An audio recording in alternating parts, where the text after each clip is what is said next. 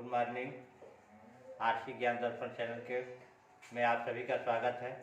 बच्चों, मैं आज आप लोगों के लिए हिंदी का छोटा सा एक प्रारूप लेकर आया हूँ। हिंदी के कुछ प्रश्नों को आपके सामने लेकर आया हूँ। आप मेरे इस वीडियो को देखें, लाइक करें, कमेंट करें और सब्सक्राइब करें। बच्चों, ये हिंदी का मैं व्याकरण से कुछ प्रश्नों को लेकर के आया हूँ जो बहुत ही इम्पोर्टेंट है और आप लोग हर परीक्षा के लिए भी बहुत उपयोगी है। तो आज मैं अब अपना वीडियो शुरू कर रहा हूँ। आपका पहला क्वेश्चन आपके सामने है, वर्ण किसे कहते हैं। देखिए, वर्ण किसे कहते हैं। वर्ण किसे कहते हैं। वर्ण किसे कहते हैं। तो ऑप्शन है हमारा ए ध्वनि को, बी शब्द को, सी कंठ को और डी ताल को।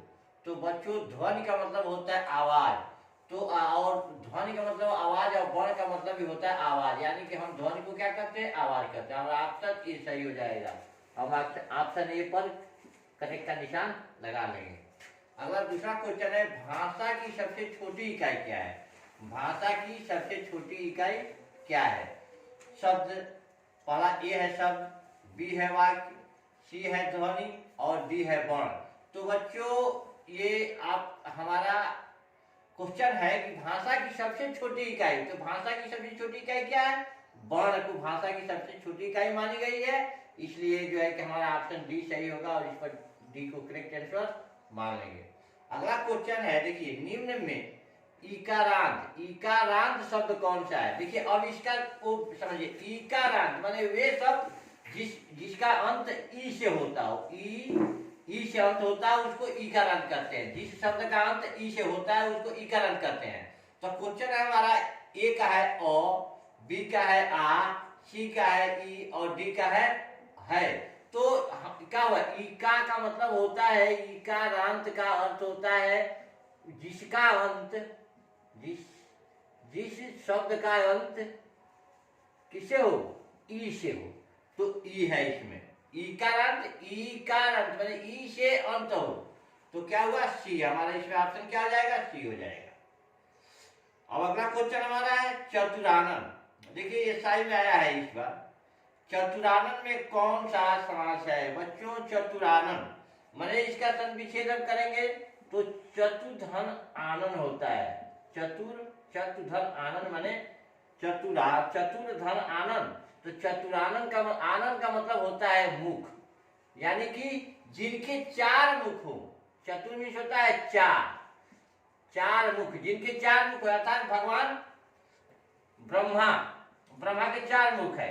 तो अर्थात जहां लगता है वहां आप जानते हैं कि बहुब्रीहि समास होता है। आप यहाँ कहें नहीं, द्विग समास होगा। तो द्विग समास संख्यावाची होती है, तो ये संख्या है, लेकिन इसमें अर्थात लग रहा है। अर्थात का मतलब होता है, अर्थात बहुब्रीहि समास का परिभाषा में अर्थात आता है, इसलिए इसका हो जाएगा बहुब्रीहि समास। बहुब्रीहि समास लगा लेंगे क्योंकि चार मुख वाले अर्थात भगवान ब्रह्मा को हम कहते हैं, ब्रह्मा को चार मुख वाला कहते हैं। ब्रह्मा अर्थात चतुरानन में चार मुख वाला अर्थात ब्रह्मा। क्वेश्चन देखिए बच्चों, निम्न में से इकारांत शब्द का कौन है इसमें।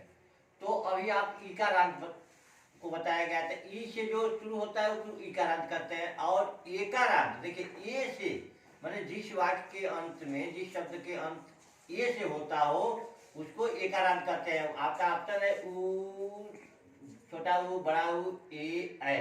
तो ए का मतलब है, ए का ए किस तरह लिखा गया है, तो ए का मतलब होता है ए का मात्रा। तो जिस शब्द का उच्चारण ऐ से होता हो उसको एकारांत कहते हैं। तो इसमें डी हमारा सही हो जाएगा। अगला क्वेश्चन है घनश्याम। घनश्याम में कौन सा समास है। घनश्याम, तो इसमें है कर्मधारय समास दिया है। ये बहुब्रीहि समास, द्वंद्व समास, द्विग समास, कर्मधारय समास। तो उत्तर होगा कर्मधारय। घनश्याम में होता है कर्मधारय समास। तो हमारा ऑप्शन बी सही होगा और बी को करेक्ट निशान लगा लेंगे। अगला क्वेश्चन है चौराहा में कौन सा समास है। चौराहा में कौन सा समास है। चौराहा, देखिए, चार ओर से आने वाली रास्ते को, जहां से चार ओर रास्ता जाता है उसको चौराहा कहते हैं, यानी कि इसकी संख्यावाचक है, क्योंकि चार तरफ से आने जाने वाले रास्ते को चौराहा कहते हैं, तो संख्यावाचक। तो संख्यावाचक में कौन सा समास आता है? तो द्विग समास को संख्यावाचक कहते हैं, इसलिए हमारा ऑप्शन सी सही हो जाएगा, क्योंकि यह चौराहा है और द्विग जो है कि संख्यावाचक शब्द को ही जानता है। अब यही आप कहेंगे बहुब्रीहि है, उसमें भी आता है, लेकिन उसमें अर्थात लगता है, इसमें अर्थात नहीं लगता है। ये चार तरफ से आने और जाने वाले रास्ता को चौराहा कहते हैं, आकर के मिलते हैं उसको चौराहा कहते हैं। गजानन में कौन सा समास है? गजानन, इसके पहले अभी पढ़े हैं चतुरानन।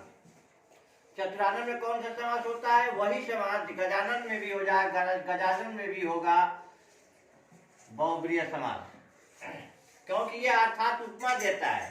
तो जो उपमा गजानन माने जिसके जो है कि जिसके हाथी के सूंड वाला मुख है, गजानन, तो बहुब्रीहि समास हुआ।